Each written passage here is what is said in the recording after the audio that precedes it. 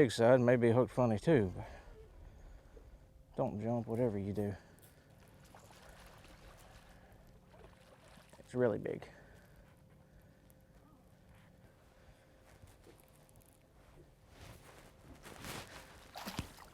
Oh my gosh, what a fish. That might be the biggest one I've ever caught in my life. That's the fish that you win $100,000 with. Well, the Tackle Warehouse Pro Circuit event here on Sam Rayburn, over and done with. Michael Neal, dude, you just keep winning stuff. It's a new year, but same thing, you're winning. Yeah, it's been good. Last year was really good, so starting off this year with a big bang, winning a 5-fish format here at the Pro Circuit in Texas, where I haven't really done good in the past, is a big deal. Hopefully it'll keep rolling. Well, I'm sure it will. But after watching you catch 26 pounds yesterday, I'm chomping at the bit to get out there, put a rod in my hand, try to catch a some. We're gonna break down how you did it. We're gonna have some fun. So let's do it. Let's do it. Let's go catch some big ones.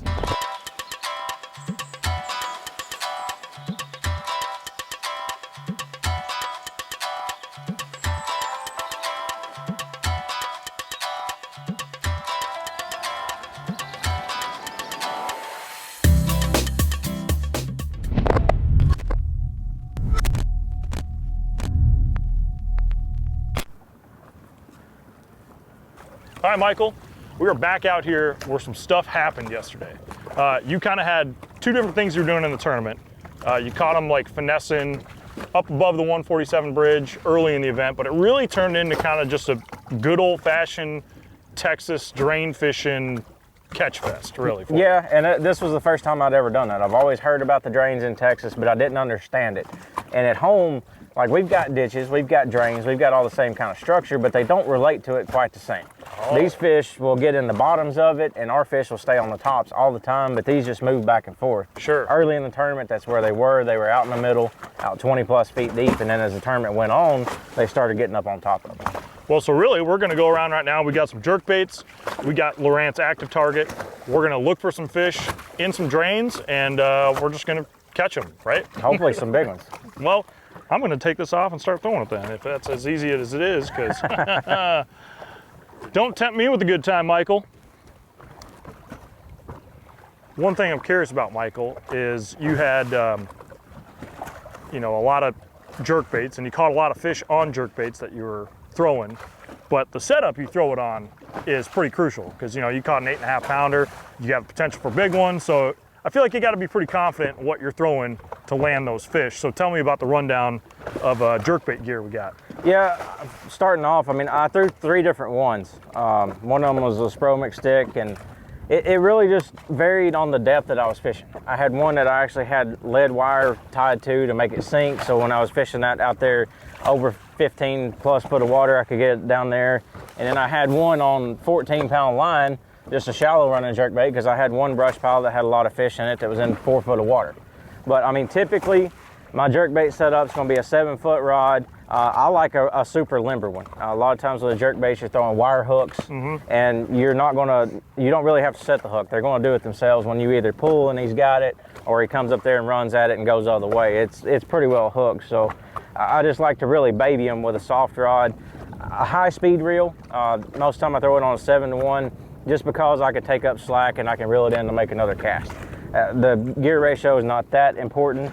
That's just my personal preference. But like I said, 10-pound Sunline Sniper is always my go-to. And that just keeps the bait down there. It keeps it running where it's meant to run. Sure. They're meant to be thrown on light line, 8 to 12-pound line most of the time. And unless I'm trying to keep it up, at 10 pounds where I'm always going to start. There's one out there.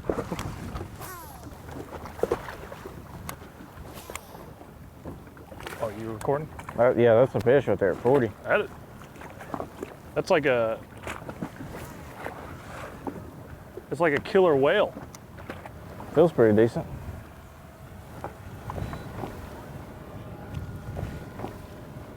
Which side do you want me on? Away from you? It don't matter. You can see them. Look at all of them chasing it. Oh yeah. Nice. Heck yeah. Finally got one, Michael. It's not big, but finally got one. Look at that. It's a fish anyway. Look at that. Finally got one to commit. There's a whole bunch of them there. Not one of the Texas giants, but. No, man, but dude, he got that jerkbait. Like, Yeah, that time you could actually see him too, like, come up. The second that jerkbait got a couple feet from him, I mean, they were charging you. Yeah, the whole school. That's what's cool. I mean, without that, you don't know what's really going on. So it's a lot different deal, but still fun. We broke the ice. That's the important thing. So obviously, a big part of this is locating fish, right? Like, you know you're throwing at a bass. But, you know, talk to me a little bit about like the cadence with the jerkbait. Like, did it change a couple of days? Was it kind of the same, like fast, slow?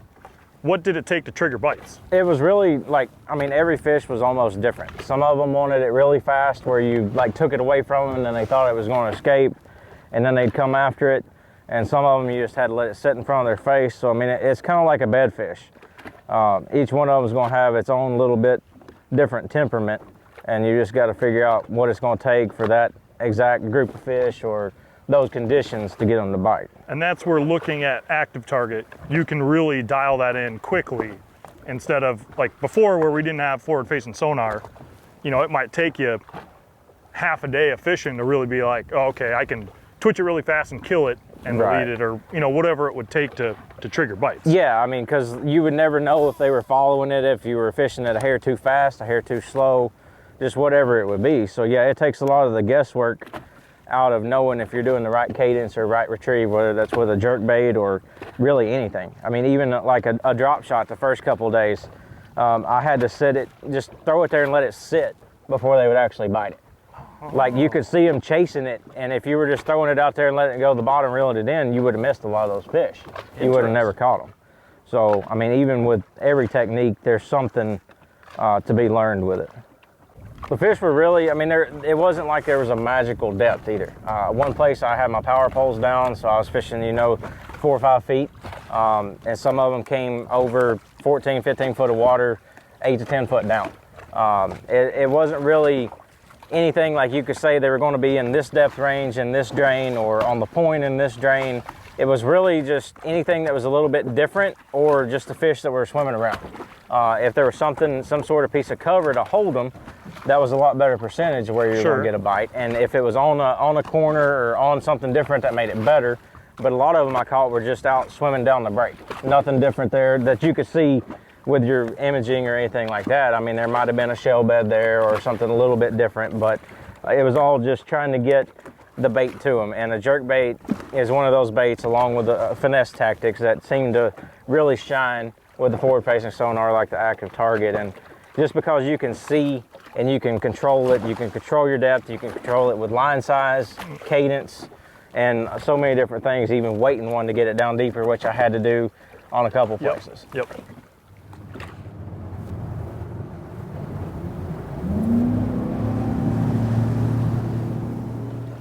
All right, Michael, little change of scenery. We're substantially shallower, but this spot here in particular was pretty crucial because you caught a big one here yesterday. Yeah, and it was actually my 5th fish. So I left my starting spot. I had 4 that weighed 16 with that one big one. Came here and caught a 5-pounder. So, I mean, like you said, it's shallow where you got the power poles down, sitting in 3 foot of water, throwing to like 4 or 5. So maybe they moved up a little more today. All right, sun's out and we're just throwing that way. That way, yep, right in there. The wind Like took it. over there. The wind took it, Michael, okay? Some of us haven't won a bunch of tournaments before, all right? Jeez. And I'm a nice guy. Like, I'm just trying to let you, you know. That's better. We're getting there.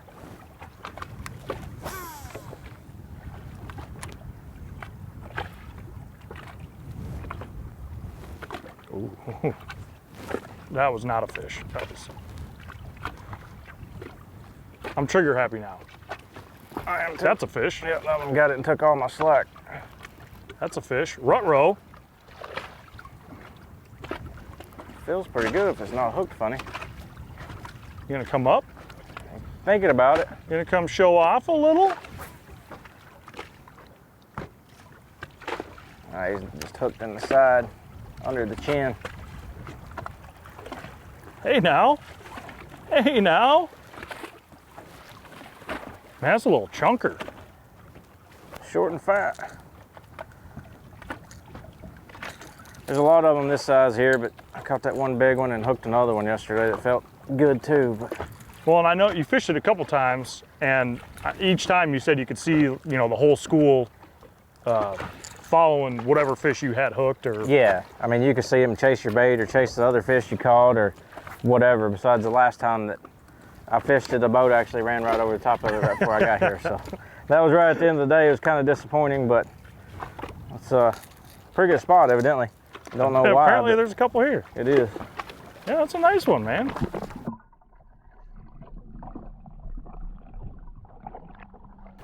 You know, Michael, I've known you for a long time in the professional fishing game. And, you know, it was pretty clear, I think, when you came on the scene that, like, you got something special, right? You got the talent. And then after a little while, we're like, man, this Michael Neal dude's good, but where's those wins, right? Like a lot of second places, bridesmaid, never the bride kind of thing. Last year, though, things started rolling for you, right? You got Angler of the Year on the pro circuit. You got the W at Stage 7 on St. Clair BPT. And, you know, it was kind of like, here we go. This is the Michael we always expected, or the things I thought I would see from you. And here we go, 2022, you get a win at a major 5-fish tournament. Like, dude, you're rocking and rolling. Yeah, it was really special to come back to the pro circuit and win a 5-fish format. I mean, the Bass Pro Tour was great. Angler of the Year last year was great, but this was how I grew up fishing. Yeah. This was how I spent the first, you know, 27 years of my life fishing tournaments, and fishing was for 5.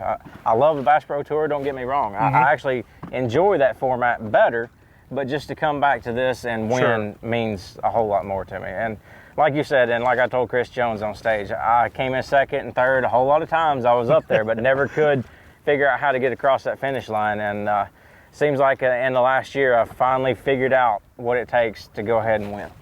So basically you're saying now you're a dangerous man.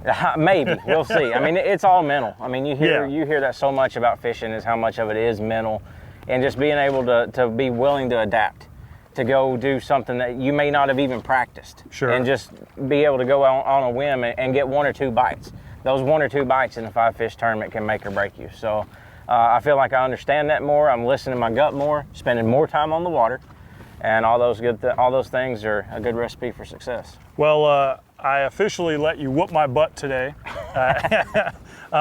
You know, by choice. I was being nice, just so the folks know. But man, I had a blast. It's been awesome watching you, like I said, kind of come up and get to the point you're at now, the role you're on now, and I hope I get to keep watching it for years to come. But I'm gonna let you get off the water. You probably need a little bit of rest. You got a Bass Pro Tour event to get to here, so I think with that, man, we're out of here. All right, what do you think of that? All right, sounds good. I wish we would caught some big ones, but hey, it's a different day, and I mean, the conditions are changing. It's springtime, but can't always catch big ones. Michael, congrats, dude. Thank you.